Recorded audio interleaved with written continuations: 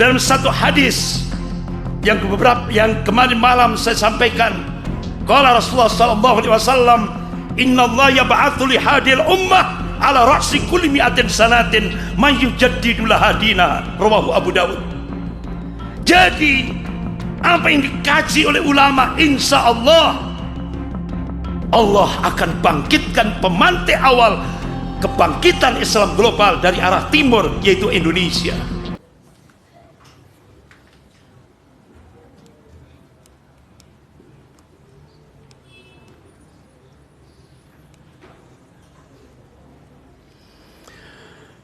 Innal hamdalillah nahmaduhu wa nasta'inuhu wa nastaghfiruh wa na'udzu billahi min shururi anfusina wa min sayyiati a'malina.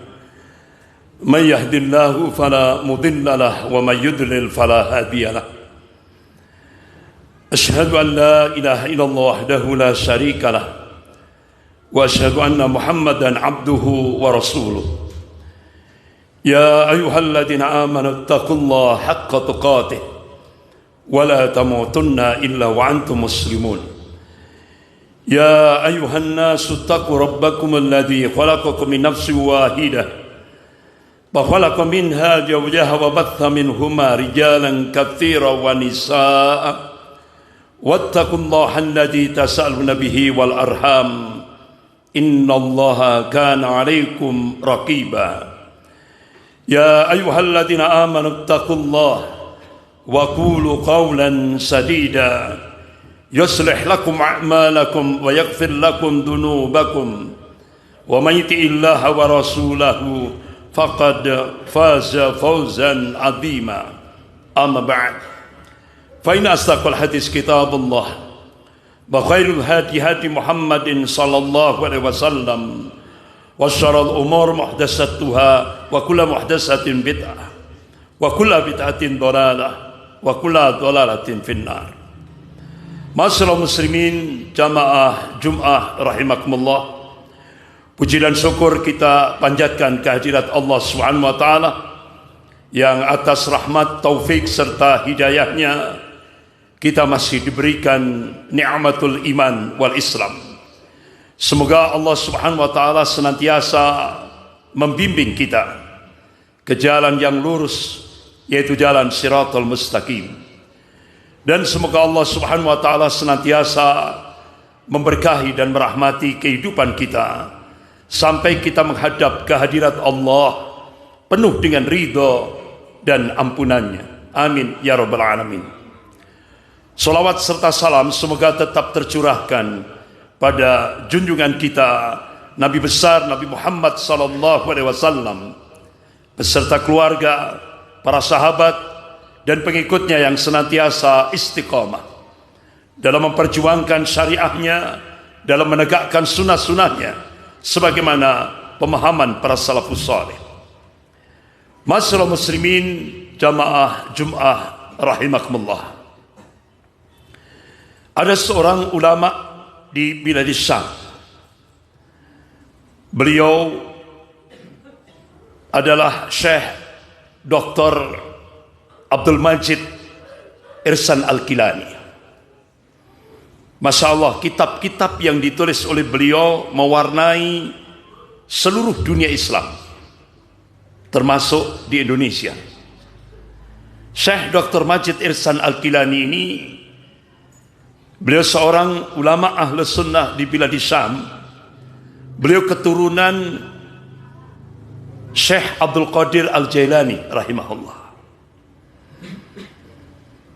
Masya Allah, beliau hidup di tengah keluarga mujahid. Ayahnya mujahid di Palestina, ibunya mujahidah di Palestina. Bahkan luar biasa dalam bidang akademik, beliau sangat produktif sekali. Bahkan beliau di tingkat pasca sarjana menulis 2 tesis sekaligus. Tesis yang pertama dalam aspek historis, sejarah, dan tesis yang kedua dalam aspek Tarbiyatul Islamiyah, pendidikan Islam. Tesis yang pertama diberi judul Nas'at Al-Qadiriyah, yaitu pertumbuhan madrasah Syekh Abdul Qadir Al-Jailani rahimahullah. Kemudian tesis yang kedua diberi judul Tatawur Mafhum An-Nadariyah At-Tarbawiyatul Islamiyah. Bahkan program doktoralnya beliau lebih studi analisis tentang tarbiyatul Islamiyah. Ini yang cukup mewarnai dunia Islam. Bahkan dalam tingkat dunia beliau menulis karya ilmiah yang cukup dikenal di dunia Islam, yaitu tentang falsafah tarbiyatul Islamiyah. Beliau mendapatkan penghargaan dari Al-Farabi International Award tahun 2008, mengalahkan 128 penulis karya ilmiah tingkat dunia Islam. Bahkan ada kitab yang menjadi rujukan dunia Islam, yaitu tentang trilogi usul tarbiyatul Islamiyah. Jadi beliau benar-benar mengungkap dalam satu yang cukup, kitab yang ditulis oleh beliau yang cukup dikenal di dunia Islam. Beliau melandasi kitab yang ditulisnya ini dengan landasan filosofis historis.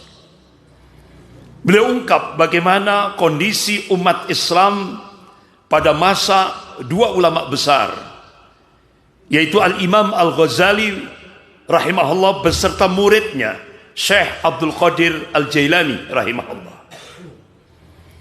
Saat itu benar-benar kondisi umat Islam terpuruk, benar-benar terpuruk dalam segala aspek. Bahkan pada masa itu lebih banyak didominasi oleh ulama su. Ulama su itu kata Ibnu Qudamah rahimahullah dalam kitabnya Minhajul Qasidin, ciri ulama su itu adalah ulama yang dengan ilmunya dia bernikmat-nikmat dengan dunia. Ulama yang dengan ilmunya dia mencari kedudukan di sisi ahli dunia. Bahkan Rasulullah sangat-sangat mengkhawatirkan. Qala Rasulullah sallallahu alaihi wasallam, "Inna ma akhafu ala ummati a'immatul mudillin." Rawahu Tirmidzi. Yang aku khawatirkan ini, kata Rasulullah, di tengah-tengah umat Rasulullah ini adalah munculnya a'immatul mudillin. A'immatul mudillin, yaitu pemimpin yang menyesatkan umat. Itu yang sangat dikhawatirkan oleh Rasulullah. Oleh karena itu Rasulullah mengabarkan ulama su itu manusia yang paling jahat di kolong bumi ini, kata Rasulullah. Bahkan nanti dipersiapkan nerakanya khusus, tidak seperti pada umumnya. Jadi Rasulullah mengabarkan di neraka itu nanti ada lembah, ada sebuah lembah. Bahkan neraka sendiri itu mohon perlindungan kepada Allah sehari semalam 400 kali. Mohon perlindungan kepada Allah dari dahsyatnya Jubul Husni yang nanti akan diperuntukkan untuk ulama-ulama su. Akhirnya apa yang terjadi? Saat itulah ketika kondisi umat Islam terpuruk, banyak sekali penyakit al-wahn, hubbud dunya wa karahiyatul maut. Terlalu cinta dunia dan takut mati, takut resiko perjuangan. Itu banyak menghinggap di tengah-tengah kaum muslimin, bahkan sampai di tengah-tengah pemimpin-pemimpin kaum muslimin pada saat itu. Sehingga muncullah penyakit iftirak, perpecahan. Jadi pada saat itu perpecahannya itu bukan masalah akidah, bukan. Tapi lebih banyak didominasi oleh perpecahan karena perebutan jabatan, kedudukan, dan kekuasaan. Sehingga muncul penyakit ta'assub, fanatik kelompok, fanatik golongan. Pada Rasulullah sudah mengingatkan, manakala umat Rasulullah ini bangkit semangatnya, Tapi tidak lillah, tidak karena Allah. Karena fanatik kelompok, fanatik golongan. Rasulullah mengingatkan kalau dia mati saat itu, mati dalam keadaan jahiliyah, kata Rasulullah. Ini hadis sahih riwayat Bukhari. Ta'assub. Padahal kita diberikan arahan oleh Allah dalam surah Al-Bayyinah ayat 5. A'udzubillahi minasyaitonir rajim, wa ma umiru illa liya'budullaha mukhlishina lahud-din hunafa. Padahal mereka tidak disuruh kecuali beribadah kepada Allah dengan memurnikan ketaatan hanya kepada Allah dan menjalankan agama ini dengan lurus. Bahkan kita benar-benar ditegaskan lagi oleh Allah dalam surah Al-An'am ayat 162. A'udzubillahi minasyaitonir rajim. Qul, katakanlah, inna salati wa nusuki wa mahyaya wa mamati lillahi rabbil alamin. Katakanlah, sesungguhnya salatku, ibadahku, hidup dan matiku hanya untuk Allah Rabbul Alamin. Oleh karena itu ulama-ulama ahli sunnah wal jamaah sepakat, apapun bentuk ibadahnya, kalau tidak diniatkan dengan inna salati wa nusuki wa mahyaya wa mamati lillahi rabbil alamin, tidak sah ibadah itu. Ini sudah menjadi sebuah kesepakatan ulama-ulama ahli sunnah wal jamaah. Masyaallah muslimin jamaah Jum'ah rahimakumullah. Akhirnya puncak dari segala macam penyakit umat waktu itu muncul. Apa? Muwalah bil kuffar. Jadi karena keterpecahan umat Islam pada saat itu, dari beberapa kelompok-kelompok yang pecah ini, muncul penyakit muwalah bil kuffar. Dia minta bantuan golongan kafir untuk menghancurkan saudaranya sendiri sesama muslim. Sehingga benar-benar terpuruk kondisi umat pada masa itu. Nah ternyata di tengah-tengah keterpurukan umat Islam pada masa itu, ternyata dimonitoring oleh penguasa Katolik pada masa itu, yang dulu pusatnya di Klimang, Prancis Selatan. Kalau sekarang pusatnya di Roma, Vatikan, Italia. Kalau dulu pusatnya di Klimang, Prancis Selatan. Akhirnya Paus Urbanus II memobilisasi pasukan salib dari seluruh daratan Eropa. Dan akhirnya terjadi kolaborasi rabi-rabi Yahudi memasukkan dua agennya, yaitu Godfrey dan Peter, dimasukkan untuk menjadi komandan pasukan salib. Akhirnya inilah terbentuklah satu kekuatan kolaborasi antara al-Yahud dan Nasara. Sebagaimana Allah ingatkan, kita diingatkan oleh Allah Subhanahu wa taala dalam surah Al-Baqarah ayat 120 dan 217. A'udzubillahi minasyaitonir rajim. Walan tardu ankal yahudu wala nasara hatta tattabi'a millatahum.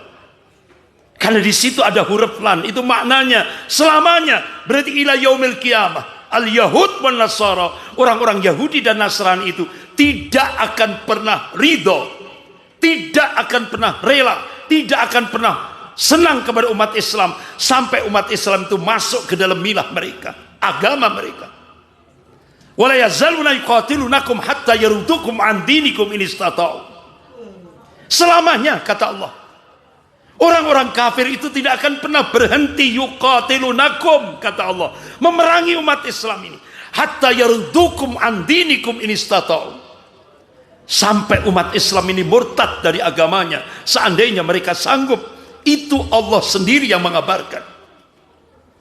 Akhirnya apa yang terjadi? Paus Urbanus II menggerakkan pasukan salib tepat tahun 1096 miladiyah. Akhirnya tepat bulan Juli tahun 1097 miladiyah, pasukan salib berhasil masuk di Al-Quds, Masjidil Aqsa, tempat Isra dan Mi'raj Nabi kita Rasulullah SAW, tempat kiblat pertama kali kaum muslimin. Apa yang terjadi? Dua komandan pasukan salib dari Yahudi ini tadi, Godfrey dan Peter ini, memberikan ultimatum kepada kaum muslimin yang sudah benar-benar terpuruk, pecah belah, sangat lemah sekali waktu itu. Memberikan opsi, manakala kaum muslimin berkumpul di Masjidil Aqsa dan di sekitar Masjidil Aqsa, dijamin aman.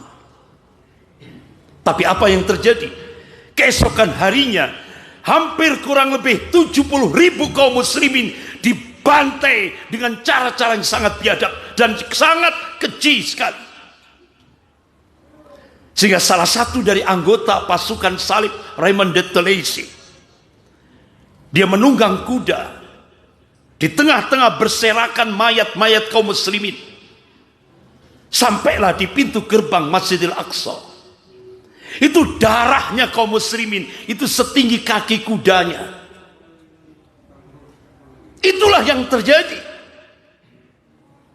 Dan sampai hari ini masih bisa kita saksikan tulang-tulang umat Islam sampai hari ini masih diawetkan. Di mana? Di Republik Ceko, kota Sedlec. Di sana ada sebuah gereja katedral. Kita masuk saja pintu gerbangnya dipenuhi dengan tulang-tulang. Apalagi masuk, dibuat ornamen-ornamen.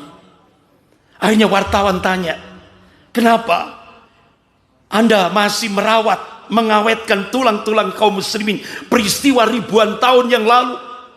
Apa jawab pengurus gereja Katolik di kota Sedlec, Republik Ceko itu? Kami bangga telah membantai 70.000 kaum muslimin. Allahu Akbar.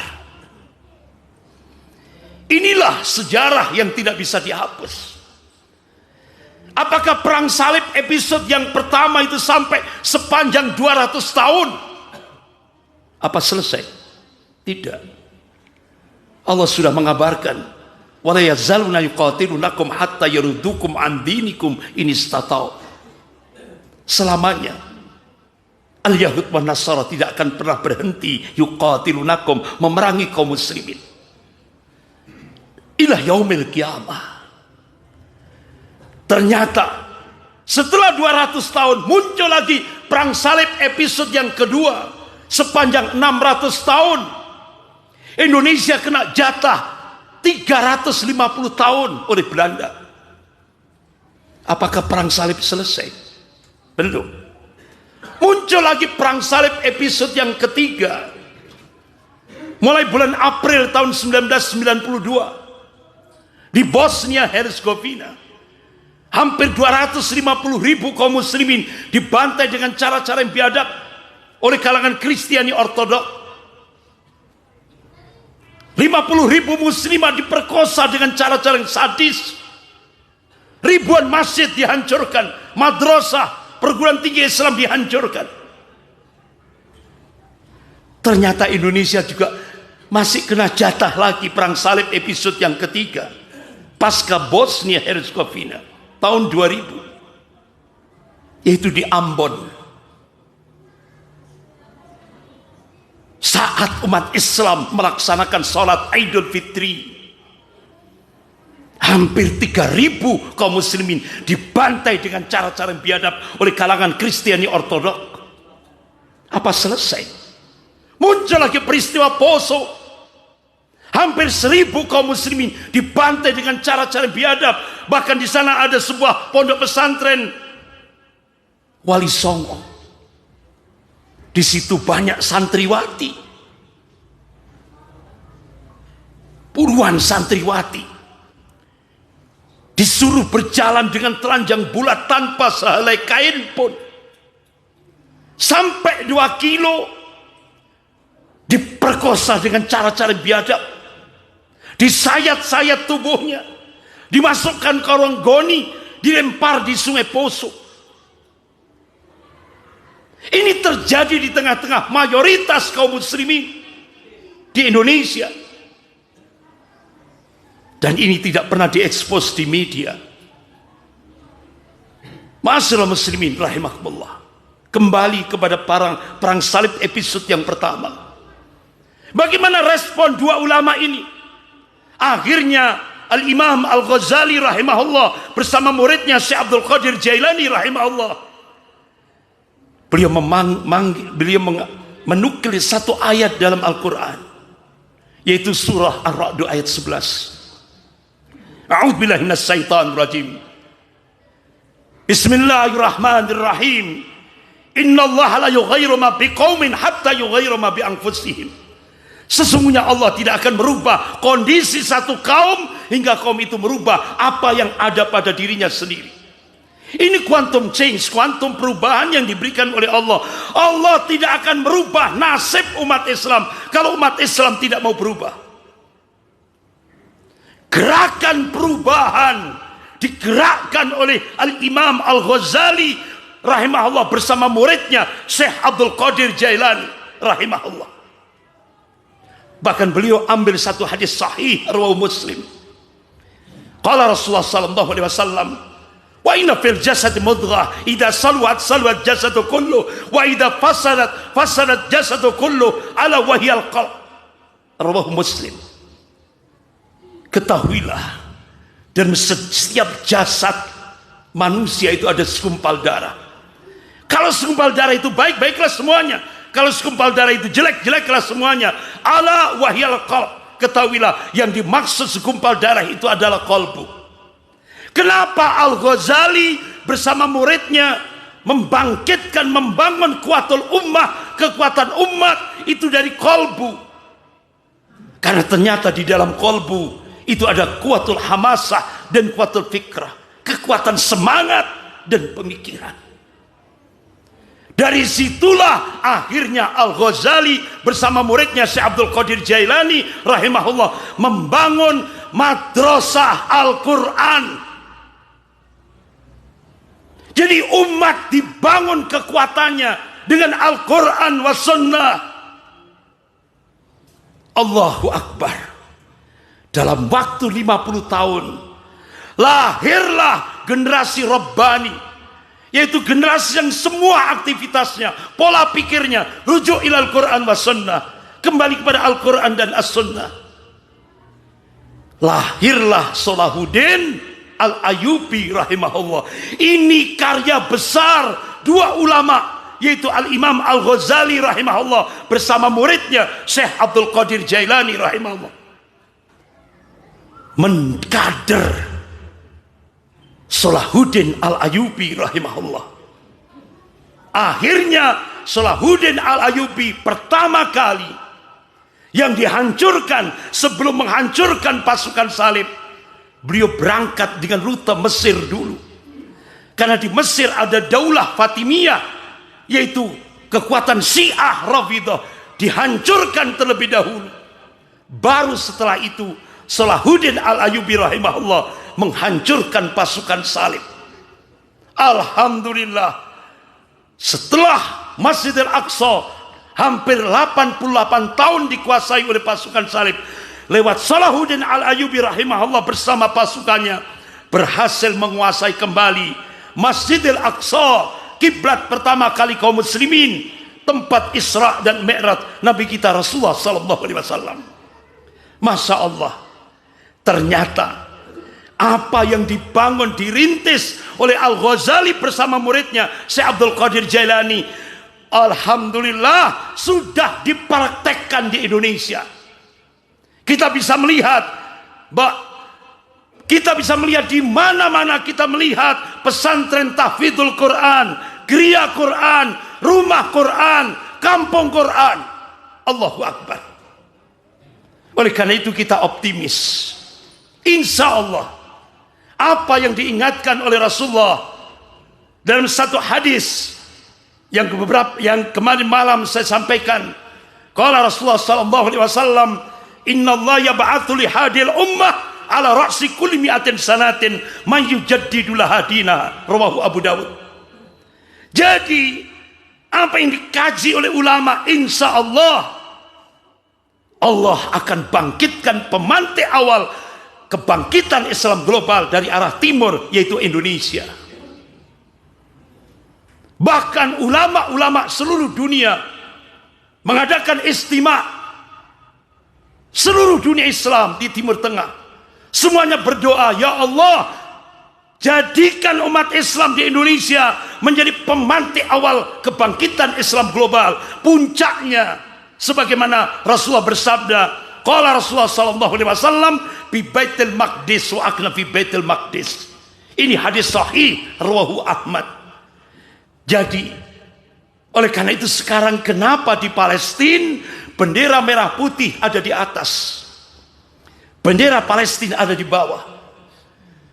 Bahkan Saib militer Harakatul Muqawwamah Al-Islamiyah Brigadir Al-Qassam membentangkan bendera merah putih.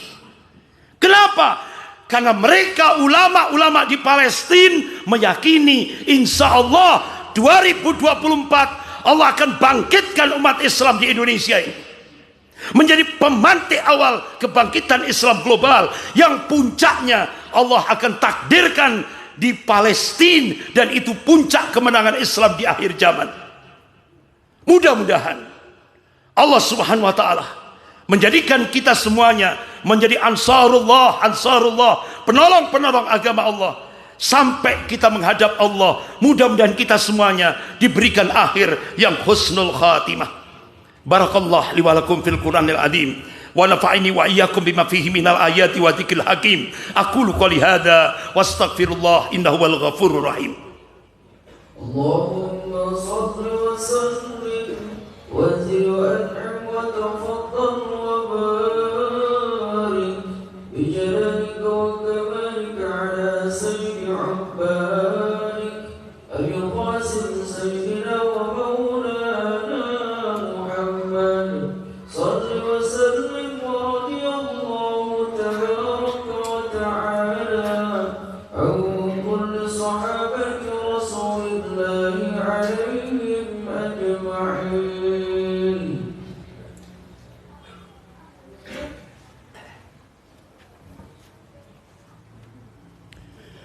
Alhamdulillah,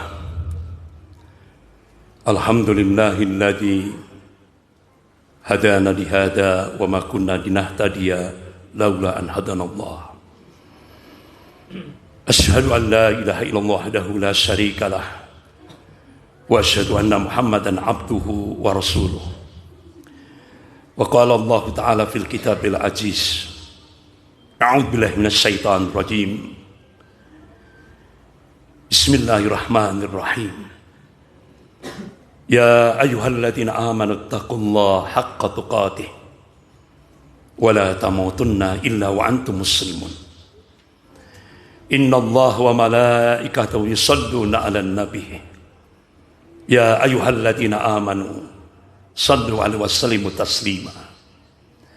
Allahumma shalli 'ala Muhammad wa 'ala ali Muhammad kama shallaita 'ala Ibrahim wa 'ala ali Ibrahim wa barik 'ala Muhammad wa 'ala ali Muhammad kama barakta 'ala Ibrahim wa 'ala ali Ibrahim innaka Hamidum Majid.